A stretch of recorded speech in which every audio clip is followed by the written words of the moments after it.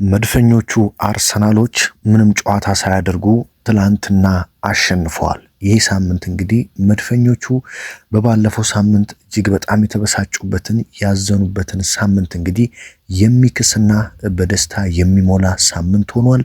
ከዛም ባለፈ ስለ ሚኬል ሜሪኖ ጉዳት አዲስ መረጃ ተሰምቷል።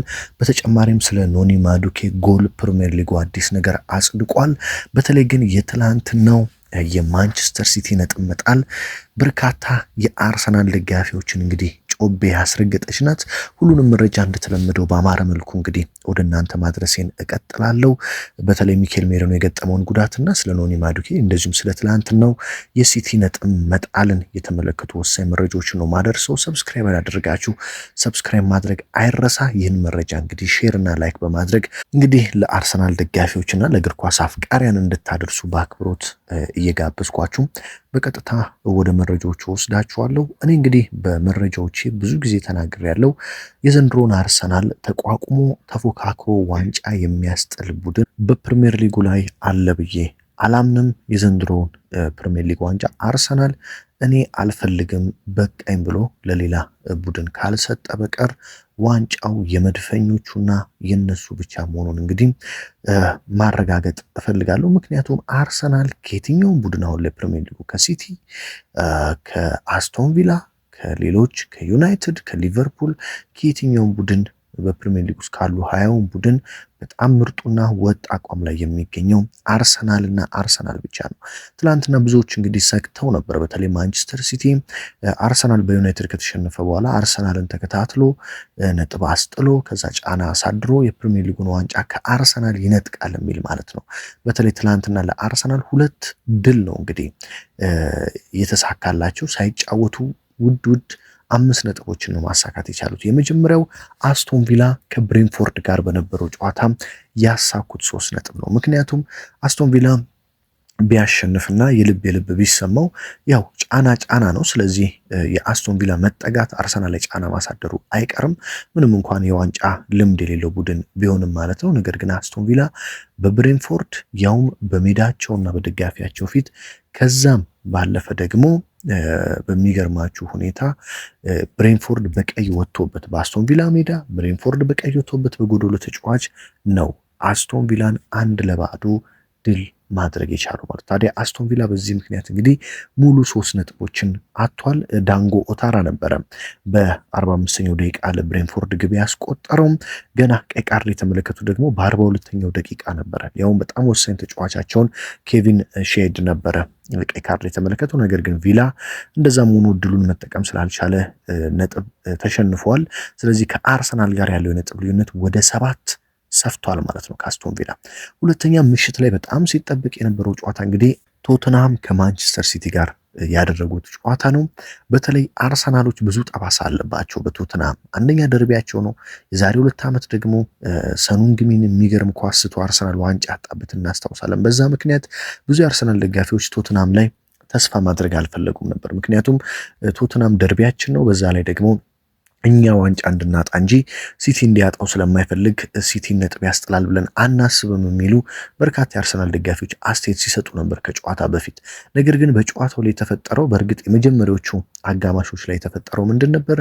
ሲቲ በአስደናቂ ሁኔታ ጨዋታው ላይ የበላይነት ወሰደ።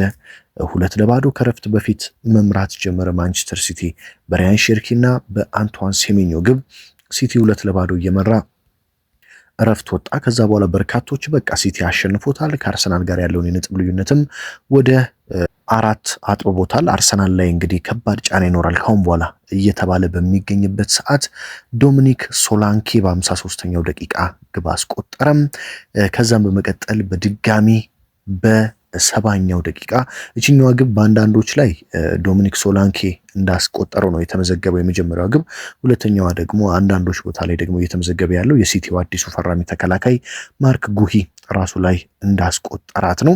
ታዲያ ከዛ በኋላ 70ኛው ደቂቃ ላይ ከዚህ በፊት የአርሰናሉ ተጫዋች ዥሩድን ታስታውሱት እንደሆነ ስኮርፒዮን ኪክ የምትባለውን እቺ የጊንጥ ምት የምትባለውን ኳስ በእግራችሁ የኋላ ተረከዝ ወደ ኋላ የምትመቷትን ኳስ እንግዲህ ታስታውሳላችሁ። በአርሰናል ቤት የፑሽካሽ ሽልማት ጭምር ያሸነፈች ጎል ነበረች ያስቆጠራት ከሳንቼዝ የተሻገረለትን ኳስ። ታዲያ ደግሞ ትላንትና ዶሚኒክ ሶላንኬ ከኮኖር ጋላገር የተሻገረለትን ኳስ በአስደናቂ ሁኔታ በማስቆጠር እንግዲህ ሲቲ 2 ውድ ነጥቦችን እንዲጥል ከ2-0 መምራት 2 አቻ እንዲሆን በማድረግ ሲቲዎች 2 ውድ ነጥብ እንዲጥሉ አደረገ። በዚህም እንግዲህ ሲቲ ከአርሰናል ጋር ያለው ነጥብ ልዩነት በ4 ይሆን ነበረ። ነገር ግን ቶተናም እንግዲህ የአርሰናል ጠላት የሚባለው ቡድን በታሪክ እንግዲህ ለአርሰናል ውለታ ውሎ የማያውቅ ቡድን ቶተናም እንግዲህ ውለታ በመዋሉ ምክንያት የነጥብ ልዩነቱም ወደ 6 እንዲሰፋ ምክንያት ሆኗል ማለት ነው። ስለዚህ አርሰናል አሁንም ሁሉም ነገር በእጁ ነው ያለው። መድፈኞቹ ነጥብ ቢጥሉም እንደ ሲቲ እንደ አስቶን ቪላ ያሉ ቡድኖች ተከትለው ዋንጫ ለማስጣል አቅም እንደሌላቸው በተደጋጋሚ ጨዋታዎች እያሳዩ ራሳቸው ነጥብ እየጣሉ ከአርሰናል እየራቁ ይገኛሉ። ስለዚህ መድፈኞቹ አሁንም ፕሪሚየር ሊጉን በሚገባ በ6 ነጥቦች ርቀት እየመሩ ይገኛሉ ማለት ነው። በተለይ ማንቸስተር ሲቲ ካሁን በኋላ እንግዲህ ተፎካክሮ አርሰናልን ዋንጫ ያስጥላል የሚል እምነት እኔ በግሌ የለኝም። ሲቲ በነገራችን ላይ ቀጣይ ሳምንት በአንፊልድ ነው እጅግ ተነቃክቶ እየመጣ ያለውን ቶፕ 4 ለመቆየትና ሻምፒዮንስ ሊግ ለመሳተፍ እየተጋደለ የሚገኘውን ሊቨርፑልን አንፊልድ ላይ የሚገጥመው ማለት ነው። ዛሬ ነጥብ መጣሉን ተከትሎ ከቀጣዩም ጨዋታ በአንፊልድ በጣም ከባድ ይሆንበታል ተብሎ ነው ለአሰልጣኝ ፔፕ ጋርዲዮላ የሚጠበቀው። በተለይ አርሰናል ሰንደርላንድን አሸንፎ ቀጣይ ሳምንት በፕሪሚየር ሊጉ ሲቲ ደግሞ በሊቨርፑል አቻም ይሆን ነጥብ የሚጥል ከሆነ የነጥብ ልዩነቱ ወደ 8 እና ከዛ በላይ የመስፋት እድል ይኖረዋል ማለት ነው። በነገራችን ላይ ቀጣይ ሳምንት አርሰናል ልክ እንደዚህ ሳምንት ቀድሞ ነው ከሲቲ ጨዋታውን የሚያደርገው። አርሰናል ቅዳሜ 12 ሰዓት ነው በኤምሬት ስቴዲየም ሰንደርላንድን የሚገጥመው። ሲቲ ደግሞ እሁድ ነው 1 ሰዓት ተኩል ላይ ከሊቨርፑል ጋር በአንፊልድ የሚጫወተው። ስለዚህ አርሰናል ሰንደርላንድን ድል ማድረግ የሚችል ከሆነ ሲቲ እስኪጫወት ድረስ የነጥብ ልዩነቱ ወደ 9 ይሰፋል። ታዲያ ሲቲ ደግሞ ከባድ የሆነ ጫና ውስጥ ይገባል ተብሎ ይጠበቃል አንፊልድ ላይ። ስለዚህ ሲቲን ነጥብ ለማስጣል አርሰናል ሰንደርላንድን ቅዳሜ ማሸነፍ የሚችል ከሆነ እሁድ ሲቲ ነጥብ ከጣለለት ለአርሰናል ወደ 8 እና ወደ 9 በማስፋት ፕሪሚየር ሊጉን እንግዲህ የመብላቱን ነገር አንዷን ጆሮ የመያዙን ነገር በሚገባ የማረጋገጥ እድል ይኖረዋል ማለት ነው። እንግዲህ ወደ ሌሎች መረጃዎች ስወስዳችሁ ወደ ሚኬል ሜሪኖ ጉዳት ከማለፌ በፊት ስለ ኖኒ ማዱኬ ጎል እንግዲህ የወጣውን መረጃ ነው የማጋራችሁ። ፕሪሚየር ሊጉ እንግዲህ እንደምታውቁት ቅዳሜ አርሰናል 4-0 ሊድስ ዩናይትድን ሲያሸንፍ ምንድን ነበር ያደረገው? የሊድስ ሁለተኛዋ ግብ የተመዘገበችው በሊድሱ ግብ ጠባቂ ዳርሎው ኦንጎልነት ነበረ፣ ራስ ላይ በማስቆጠር ማለት ነው። ነገር ግን ፕሪሚየር ሊጉ ግቧን በደንብ ከተመለከተ በኋላ በኖኒ ማዱኬ ስም እንድትመዘገብ አድርጓታል ማለት ነው። ስለዚህ ያቺ ግብ የኖኒ ማዱኬ ሆና ተመዝግባለች። ግብ ጠባቂው ያን ያህል ኳሷ ላይ የተለየ ተጽዕኖ አድርጓል ብለው ስላላሰቡ ፕሪሚየር ሊጉ ግቧ በኖኒ ማዱኬ ስም እንድትመዘገብ አድርጓል። በዚህም ኖኒ ማዱኬ እንግዲህ በዘንድሮው ውድድር ዓመት ለአርሰናል የመጀመሪያ የፕሪሚየር ሊግ ግቡን ማስቆጠር ችሏል ማለት ነው። ስለዚህ ለኖኒ ማዱኬ ይሄ በጣም ጥሩና የሚያነቃቃው መረጃ ይሆናል ተብሎ ይጠበቃል። ሚኬል ሜሪኖ የአርሰናሉ የመሃል ሜዳ ተጫዋች አጥቂ ሲጠፋ አጥቂ ሆኖ የሚያገለግለው ከባድ ጉዳት እንዳጋጠመው ተረጋግጧል። ጉዳቱ የገጠመው አርሰናል በማንቸስተር ዩናይትድ በተሸነፈበት ጨዋታ ሲሆን የገጠመው ጉዳት ደግሞ የእግር አጥንት መሰበር ጉዳት እንደሆነም ተረጋግጧል። በዚህ ምክንያት እንግዲህ አርሰናል ሚኬል ሜሪኖን ቀዶ ጥገና እንደሚያስፈልገው ወስነዋል። በእርግጥ በቀጣይ 48 ሰዓታት ነው ምን ያህል ጊዜ እንደሚርቅ የሚታወቀው፣ ነገር ግን ለረጅም ጊዜ እንደሆነም ተረጋግጧል። ምናልባትም እስከ ዓመቱ መጨረሻ ድረስ ሚኬል ሜሪኖ ላይመለስ እንደሚችል ተረጋግጧል። ስለዚህ አርሰናሎች በአሁኑ ሰዓት እንግዲህ የሚኬል ሜሪኖ ጉዳት ስላሳሰባቸው በፍጥነት ወደ ጥር የዝውውር መስኮት በመውጣት በውሰት መምጣት የሚችል ተጫዋች ካለ የሱን ቦታ መሸፈን የሚችል ተጫዋች እየፈለጉ ይገኛሉ ማለት ነው። ለረጅም ጊዜ ከሜዳ እንደሚርቅ አርሰናል ራሱ በይፋዊ ገጹ ነው ያስታወቀው። ምናልባትም ከውድድር ዓመቱ ውጪ ሊሆን እንደሚችል ነው የተገለጸው። ይህ ተጫዋች እንግዲህ በአርሰናል ቤት በተለይ አጥቂ ሲጠፋ እንደ አጥቂ በመሆን ግብ በማስቆጠር በጭንቅላቱ ግቦችን በማስቆጠር በተለይ ለአሰልጣኝ ሚኬል አርቴታ ታክቲክ ከፍተኛ ጥቅም የሚሰጥ ተጫዋች እንደሆነ ይታወቃል። በተለይ ቡካዮ ሳካ ተጎድቶ አሁን ደግሞ ሜሪኖ መጎዳቱ በርካታ የአርሰናል ደጋፊዎችን እያሳሰበ የሚገኝ ጉዳት ቢሆንም ሚኬል ሜሪኖ ጉዳቱ ከበድ ያለ እንደሆነና ምናልባትም በዚህ ውድድር ዓመት መጨረሻ ላይ ካልሆነ ደግሞ በዚህ ውድድር ዓመት ላንመለከተው እንደምንችል ተረጋግጧል። ስለዚህ አሰልጣኝ ሚኬል አርቴታ በፍጥነት ገበያ ላይ ወጥተው ከአንድሬ ቤርታ ጋር በውሰት በሱ ቦታ ላይ መጫወት የሚችል ተጫዋች ለመፈለግ የሱን ባህሪ ሊተካ የሚችል ተጫዋች በመፈለግ ላይ ይገኛሉ። በእርግጥ ሚኬል ሜሪኖ ቢጎዳም በርካታ ተጫዋቾች መሃል ሜዳ ላይ አማራጮች አሉ። እንደነ ካይ ሃቨርት፣ እንደነ ኦዴጋርድ፣ እንደነ ኤዜ፣ እንደ ክርስቲያን ኖርጋርድ ያሉ ተጫዋቾች ስላሉ ለአርሰናሎች ያን ያህል አሳሳቢ ጉዳት አይደለም የሚኬል ሜሪኖ አለመኖር። እንደውም አንዳንዶች እንደሚሉት በተለይ ለነ ኤብሬቺዜ እና ለነ ኖርጋርድ እንደዚሁም ሃቨርት የመሳሰሉ ተጫዋቾች በሚገባ የመጫወቻ እድል ለመስጠት አርቴታን ያስገድዳቸዋል። ስለዚህ የሚኬል ሜሪኖ መጎዳት ምናልባትም ለአርሰናል ጥሩ ሲሳይ ይዞ ሊመጣ ይችላል። ለነ ኢዜ በተለይ ጥሩ ሲሳይ ይዞ ሊመጣ የሚችል ነገር ስለሆነ ጉዳቱ ያን ያህል አርሰናልን ይጎዳል ተብሎ አይጠበቅም ማለት ነው። ነገር ግን ሚኬል ሜሪኖ የአጥንት መሰበሩ ጉዳት እንግዲህ ከውድድር ዓመቱ ውጪ ሊያደርገው እንደሚችል ተረጋግጧል ማለት ነው። ስለዚህ ሚኬል ሜሪኖን ካሁን በኋላ የመመልከታችን እድል በዚህ የውድድር ዓመት ጠባብ ነው። መድፈኞቹ እንግዲህ ዘንድሮ ሁሉም ነገር አመቺ ሆኖላቸዋል።